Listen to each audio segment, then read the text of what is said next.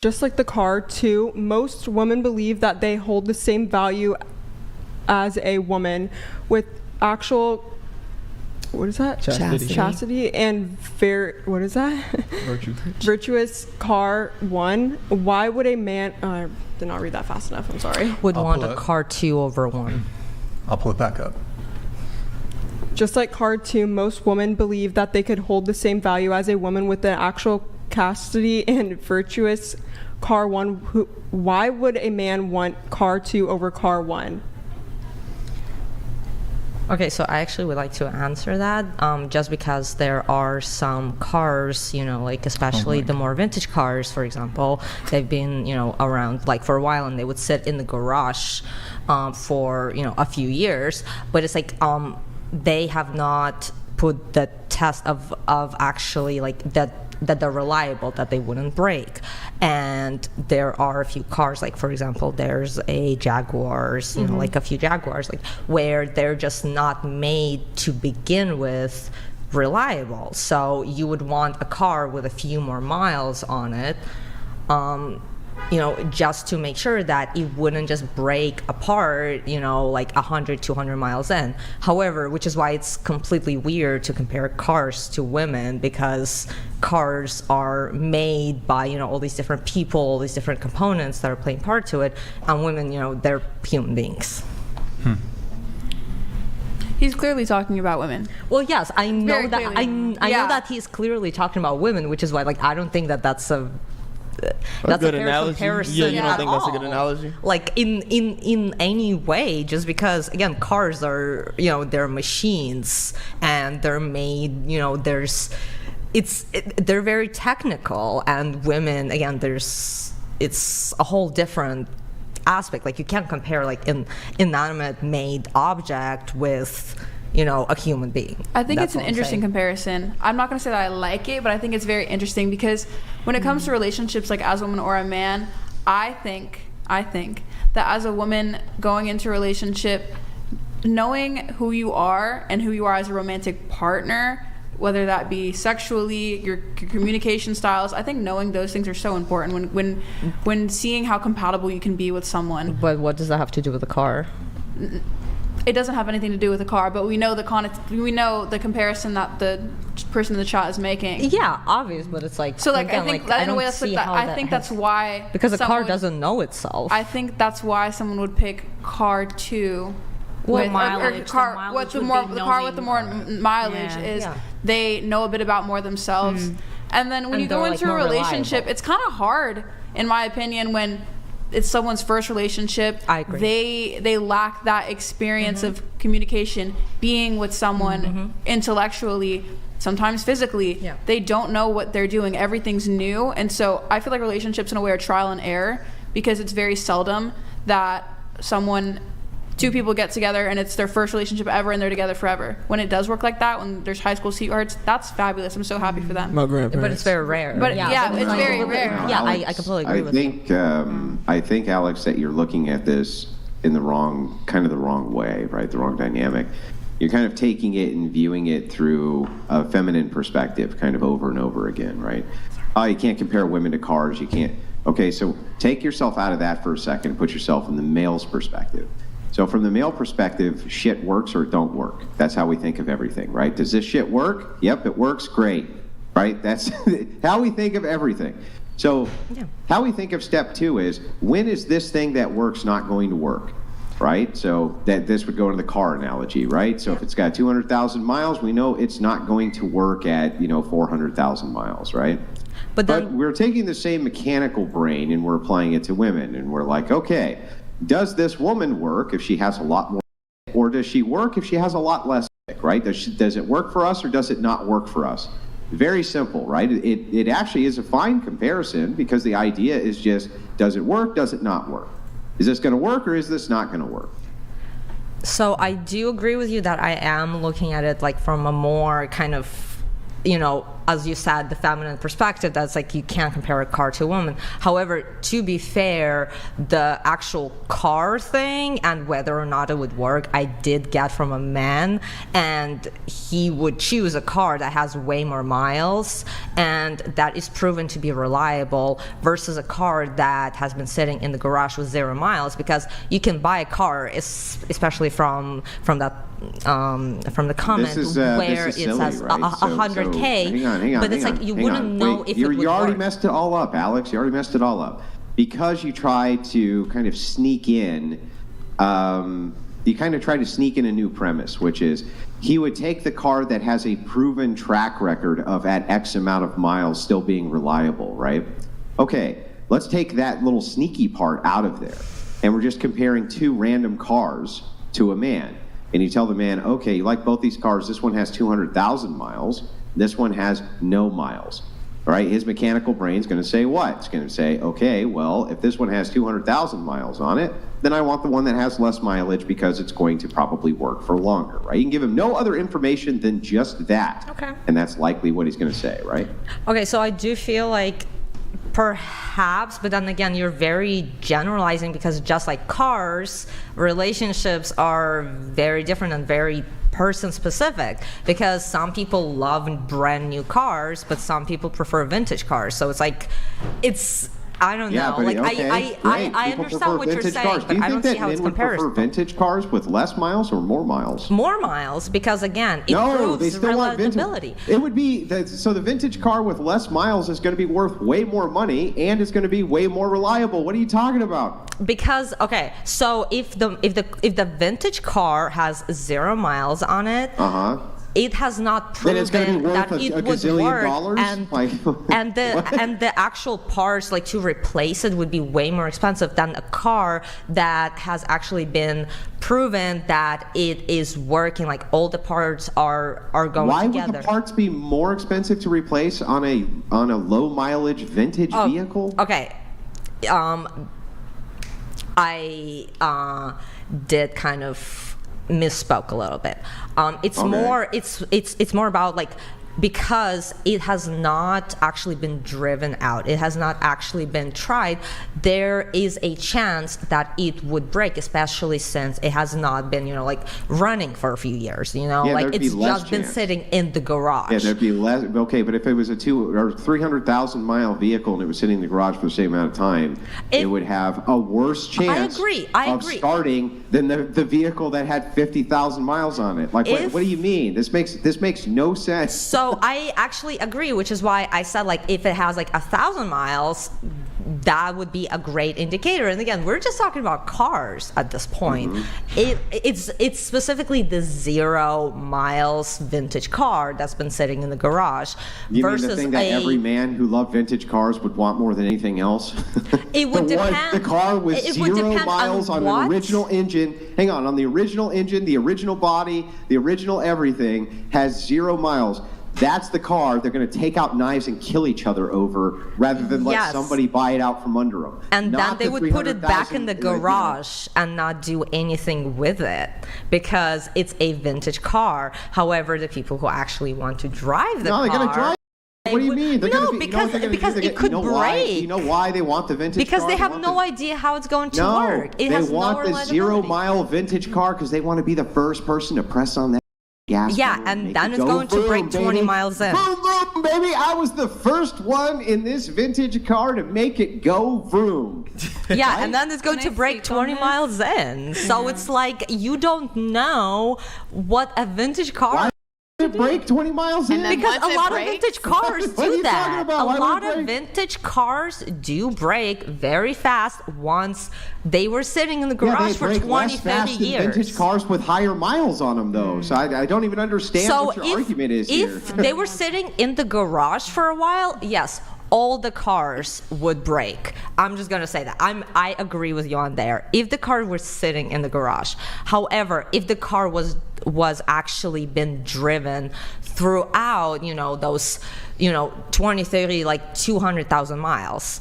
And it does not have any, like track record, and was actually checked properly this entire time, throughout all the years, then it has the reliability, points to it, because it has not broken, and it means it was put together very well and in a craftsmanship way. However, there are some cars that were made in the past that just didn't have that point. Are you smoking methamphetamine right now? No. This makes zero sense. I'm gonna if you say I'm so. going to reiterate back to you what you just said. Classic car has the same engine, same body, same everything as the other There's no such thing as car. the same when it's put together by different people. My turn, Alex. Calm down. Has the same everything as the other car, except it has 0 miles. You're saying, your argument here is, well, the one with 300,000 miles has been proven to have driven. Yeah, so what? The likelihood of the one with 0 miles being able to get a lot more life out of that car, it's like 1,000% better, right? It's like 1,000% better. Okay, everybody wants the classic car with 0 miles because they want to be the first person to put the very first mile on the car. Are you a car guy? You know why they want to do that? Hang on, my turn. Wait a second. You know why they want to do that? They want to do it just for the hell of it. They want to be like, I did it. I was the first. I put the first mile on this. Nobody else put a mile on this car except this guy. They love that shit. Just Gerald donated $200. Jesus. We'd rather be inside a car that's never been driven over a car that's driven by 30 people. Ergo, we'd rather be inside a woman who no one's been inside of than a woman who's had 30 men inside. Okay, Andrew, are you a car guy? I'm never taking you to an auto auction. You'd be like, I want to pay $1 million for that car over there that has 300,000 miles on it because, after all, it's proven that it drives down the road. Like, what kind of logic is this? Do you go to a lot of vintage car shows? Okay, hold on. I think we're stippling away from the concept. I completely agree, which is why it's my I don't rant, think and that I'll take it where I want to take it. Okay, Anyway, which is why I disagree that a car analogy and a woman analogy is it does not actually fit, because there's different. Do you know what an aspects analogy to it. is? Well, if she has 0 miles on her, and then y'all will just complain that she's a pillow princess because she doesn't know what she's doing. Oh boy. You do, though, Alex, agree that a man, like men in general, they do want women who have less baggage. I completely less body agree count. with that. I kept thinking of Q and you're the first one to put those miles on those girls. You know what I mean? And so I I'm completely thinking agree with that okay, concept. what ended up happening though for that lady who you said she thanked you, I think we can all agree there are men out there who are going to accept that. You know what? Absolutely. Yeah, she has some miles, but at the end of the day, the miles are on there doesn't mean it's a good car. No, it doesn't mean it's a good car. However, again, do you go to a lot of the vintage car shows? No. Do you, Andrew, go to a lot of the vintage car shows? Not a lot, but I've been to a couple. See, I have been to a lot of vintage car What did I shows. say that way? Does that happen? Yeah, Back what I said. Which is why I think it's a bad don't go analogy. to a lot, but I've been to them. Yeah. Yes, I've been to them. Okay. Fine. And I've been to a lot of vintage car shows. So it's I don't know. Nobody at the vintage car shows you're going to is not competing over the lowest mile vintage cars. That's insane. We're talking about 0 miles, and again, I've said a perfect mileage is about 1,000 miles. So I have an original don't agree Roadrunner with 0 miles. Oh, I don't want that one. Paul said no vintage car ever. Nobody's ever said that. Yeah, because it's going to continue sitting in the garage. It's not going to be driven.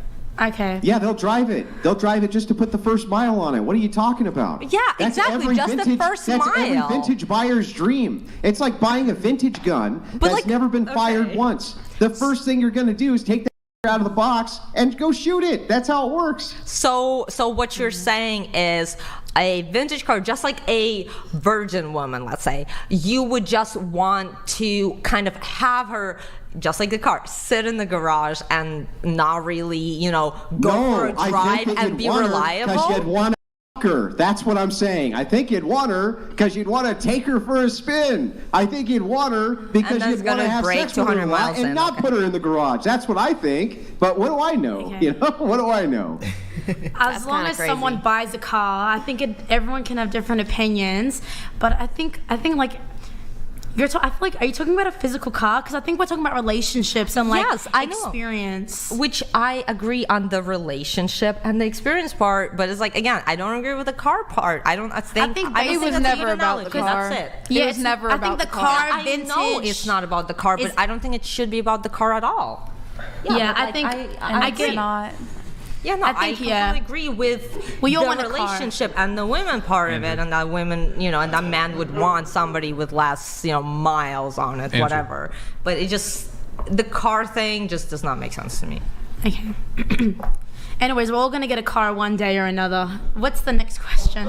Yes, they want them to go vroom. They want them to go vroom. They want the car to go vroom. They want the chick to go vroom. They want the gun to go boom. I'm sure you do. That's what they want. I'm sorry to be the one to tell you this, but that's what they all want. Yeah, and any car would go all right. You've had... Okay. All right.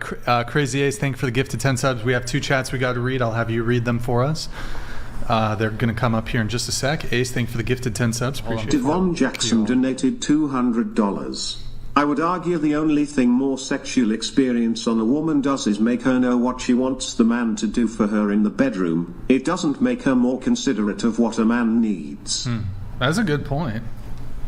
I think it's a good point, but I also think that more relationships, in a way, put sex aside. More relationships can help a woman know what she needs from a man and what a man might need.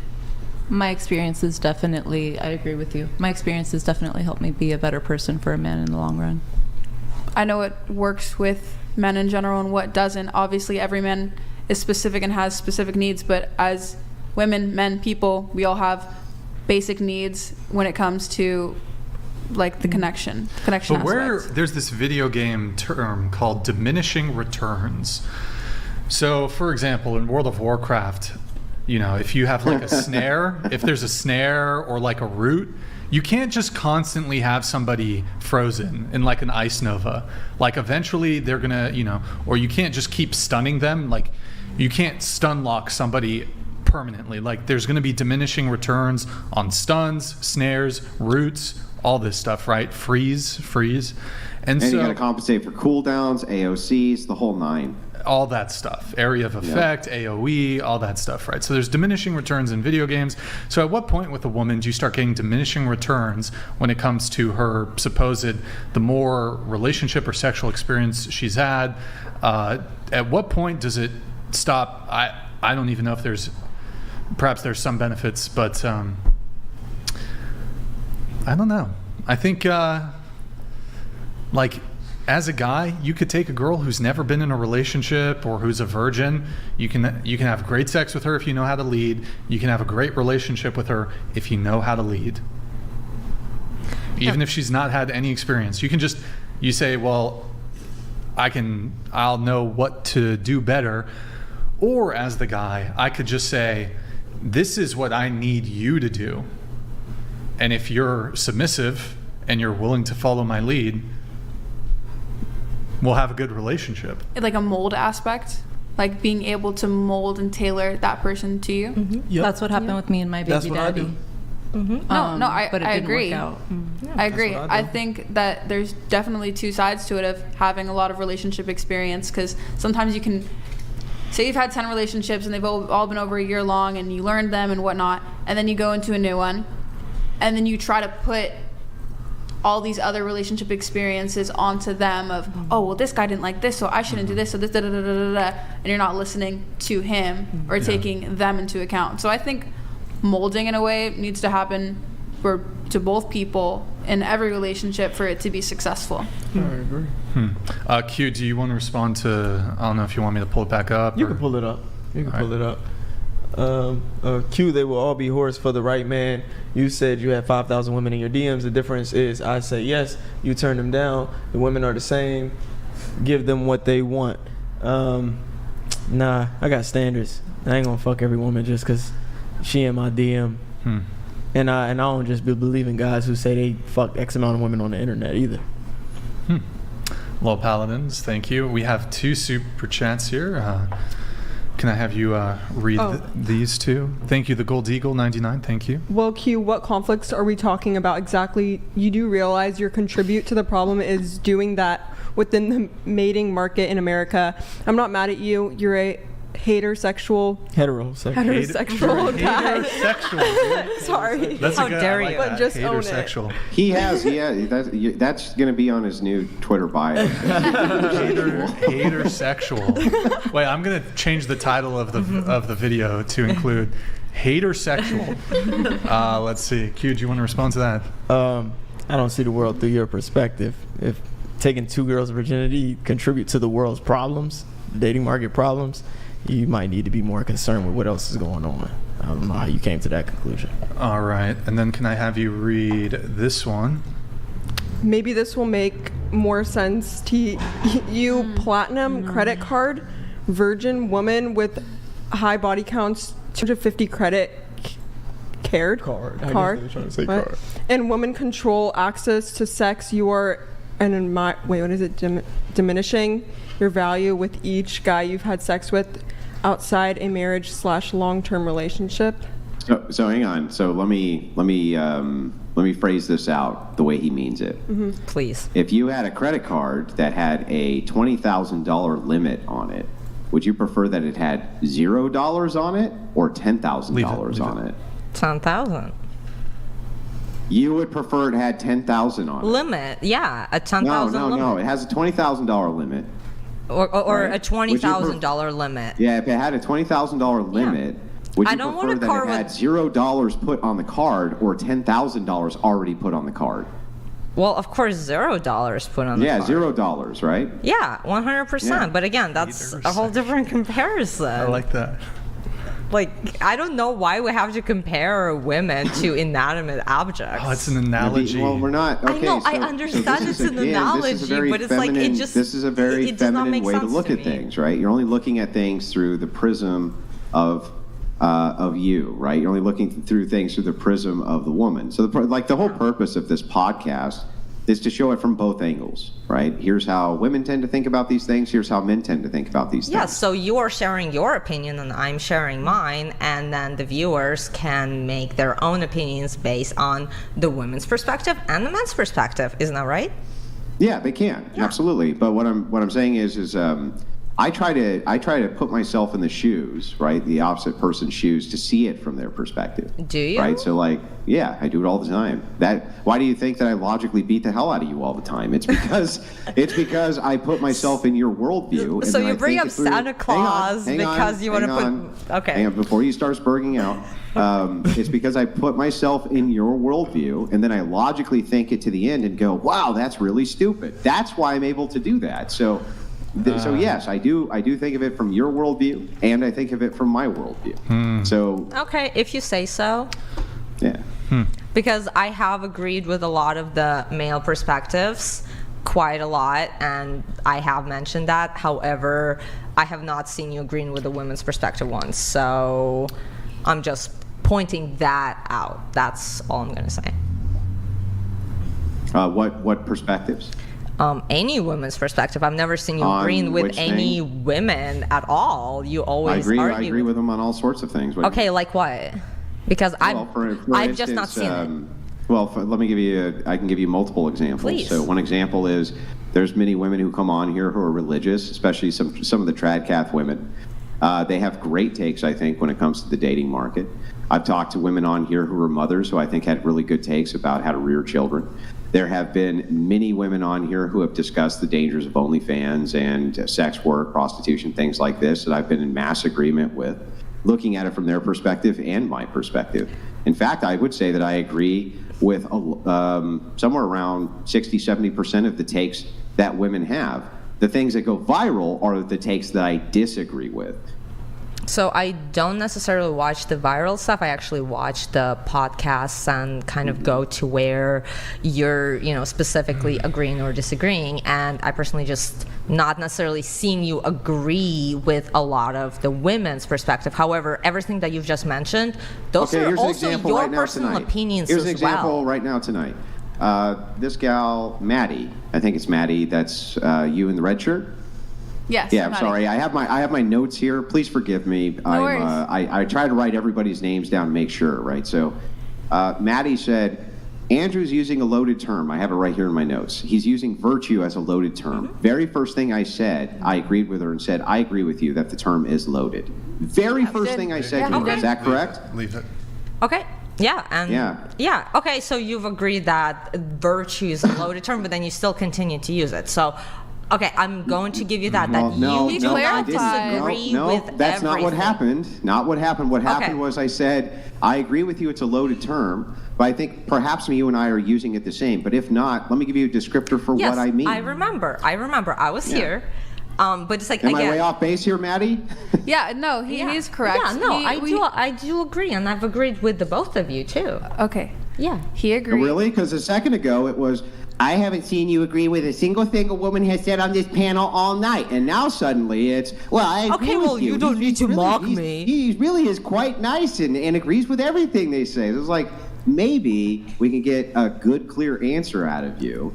And maybe you're just coping, right? Maybe you're just coping a little bit. So the first thing Andrew agreed on was that we were using the term virtue is a loaded term. Yes. And then we both went into clarification mode and said what we meant between like faking virtue and then and what else I was not. a part of that. Yeah, I know, I'm aware. Yeah. And so he agreed on multiple counts, like okay, and then you said that he agrees with like you said trad wives, trad Catholic women. Mm-hmm. And then that you said that he shares, those are opinions that he shares. Yeah. If he shares his opinions with those women, then of course he's going to agree. Yeah, so, and that's kind of my point. I will take back that you completely disagree with every single woman. I will take that back. My apologies.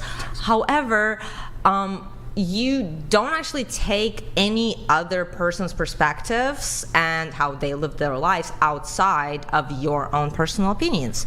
And that's kind of is my overall point. So,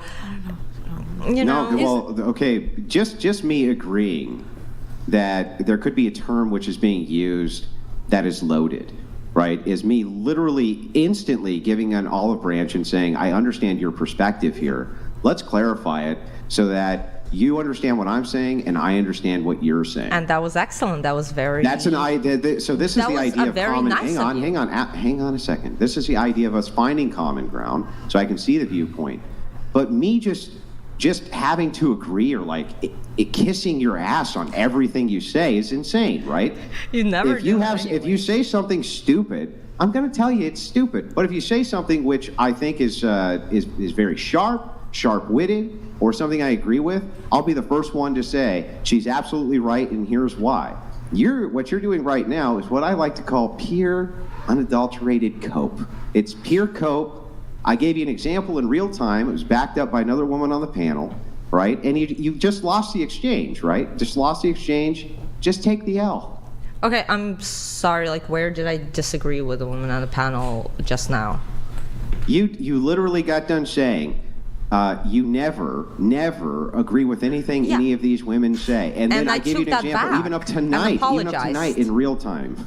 And I took that back and apologized. Even had that many discussions. By the way, I haven't even had an opportunity tonight to agree or disagree with very many women on the panel because you've been bogarting all the time, as usual. Okay, well, I mean, maybe Brian shouldn't have asked me then to be here, so...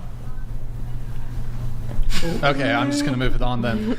Just really quick, Dragon's Talon, I didn't get to thank you for your super chat. Dragon's Talon, thank you for the super chat, man. Really appreciate it. Haven't seen you in the chat for a while, man. So good to have you back, and thank you for I do believe we read this one, correct? Yeah. Thank you, Dragon's Talon. Appreciate it. If you guys want, get in a TTS, $200 TTS. Read is $100. All right, so let me get into a couple things here. I did have a quick question I meant to asked this at the beginning of the show, just not dating related. I was just curious about it because I saw it. would you save your family if it meant the rest of the world had to perish? So do you pick the world? So when I say that, everybody else dies, but your family is saved, or do you save the world, but your family's dead? Which do you pick? It's kind of hard because I don't talk to like half of my family, but then like my mom's side. So I think I would stay with family. You'd save family? Yeah, family. Okay. I don't think just me and my family would know how to like continue life on Earth. You know, like, because if we're destroying everybody else, it's just me and my tribe. So I'd rather have the rest of the world live and continue. And y'all wiped out? Okay. Yeah. I love my family more than it'd be more than humanly possible, but I would pick save the world for sure. By the way, when I say save the world, like the Earth, it's not like the Earth explodes. It's just everybody else dies. Yeah. Well, I would save my family because honestly, if the rest of the world goes, like, eventually life will come back. I'd pick the world. I'd save the world. I would also save the world. Like, it makes no sense for just one family to be on the entire planet. Can I say the world, but can I be dead first? Please. I don't want to see my family. Like, I'm just thinking about it in a logical aspect of, like, you need the world, like, the economy and everything moves with other people. Like, I think it's selfish for me to want to pick my family, but I do think my family's life shouldn't be dependent on me. Anyways, I'm going to just, Chat, what do you think? Q, what do you think? Saving the world. Anissa, what do you pick? Probably the world. Okay. I don't know. I would have to think about this because it's a bit of a moral dilemma. Yeah, absolutely. I don't have an answer, actually, but I want to think about it more. Andrew? I think I would save my family. Aw, respect. Yo, Crazy Ace, thank you for the gifted 10 subs. And by the way, I also think that's the wrong answer. That's the immoral answer. I think the correct answer is that you would, save everybody else except you and your family. But if you're asking me to actually put myself in the situation, Andrew, what would you actually do? There's two buttons in front of you. One, everybody in your family is annihilated forever. Button two, the entire rest of the world is. You fuckers gotta go. I actually respect you for acknowledging that. That's very, that's. I think that's pretty close to my position, my position on this. Well put, Andrew. And let's see. Let's get to. I did want to go kind of back to everyone's relationship status really quick. Do you have or have you ever had a roster? Do you have a roster? Right now? Yeah. No. Maybe just like one person or two. Currently? Yeah, currently. Yeah, because you said you've been single, right? But, I mean, so you are... I like to talk to people. By talk, do you mean... Well, one lives kind of far away. Sex or what? One lives far away. Okay. Yeah. And then I met him one time. Okay. But Can I hang on real quick? I'm sorry to cut in. I was just thinking about, because you blindsided me with this question, right? But now I gotta dive just a little bit, if you'll humor me, just for a second. So I actually am not sure you can trust a man who doesn't say my family, now that I think about it. Because it's the entire idea of, I think, how you would trust another man is that they put the virtue of their family before anything else, and that you as another man know that. And this is how we create barriers as men between each other, right? We don't cross certain thresholds which involve other men's families, this type of thing. That's how we create the universal respect and aspect of barriers between each other. So I think ultimately, I think I would trust a man less if he said the world. I can't. Just saying. Wait, Andrew. Wait, this just came to me. It might be the most toaster brain take ever, but so I think I talked to Chase about this a while back. But so, do you think that Jesus will come back? Yes. Do you think he's currently alive, right now, or not yet? Yeah, he's alive. Correct. So, would this? He was resurrected and he never died. But would this, in this scenario, entail because he would resurrect as an actual man, right? And he's already been resurrected, so he's alive right now. But in human form. He can incarnate it in human form. Is he incarnated in human form? I don't actually. I would have to actually ask on that. I'm not sure. Okay. I haven't thought about that before. Because isn't it? Don't they say that like the Antichrist is currently like walking around? I think he would return in human form. Yes. Okay. So, but if he was in human form, and you chose the world, wouldn't you know what I mean? Are you talking about the rapture? Yeah. No. I see what you're saying. He would destroy No. Jesus. I agree with you that this could be a violation of Christian ethics. I've never actually thought about the question before. The only thing that I thought about when he asked the question is, Andrew, what actually would you do? Right? You as the person you are right now, like I know how I am, right? What would you actually do in this situation if these two buttons were posed to you? Well, you're all gone, right? And only those with the genetic lineage of Wilson shall repopulate the earth, and that's it, right? That's the way that I see it. That's the only way that I would see it. Put in that situation. I mean, now these hypotheticals are designed specifically for this, right? To test your morals, test your logic, see what you would actually do. This is not a question which has ever been posed to me before, so I've never actually thought about it. But I think that that's what I would do, and what the implications of that are, I have no idea yet, right? Right. Yeah. Just I chose the world because, one, I don't have a family in the sense of a wife and kids, and ultimately, if it's just my family that's left, we're not going to repopulate the earth, not without incest. And then my mother's going to pass away, my grandparents are going to pass away, and then I'm going to be left alone regardless, with no one to mate with or repopulate the earth on my own. So, that's just the risk that I would be willing to take. I think in this example, if you pick family, it includes like you die too. I'm pretty sure. Oh, I think, okay. I don't know if that changes anything, but so this is like you also hit me on one of the theological topics that I'm the worst at, which is eschatology. I tend to stay away from eschatology, and so I don't really dive into it very much. Yeah. So there's I would talk to like an ortho priest or somebody like this for answers on eschatology. Sure. I'm not that guy. I apologize. Could you possibly explain what that is, just so I can get on track? Because I'm not sure what that is. It's the study of the Escals. What's Escals? I'm sorry. Okay, if you don't want to go there, I'm not going. You don't understand, but I don't think it's. Okay, that's fine. That's fine. That's fine. Anyways, I will drop it. So going back to the roster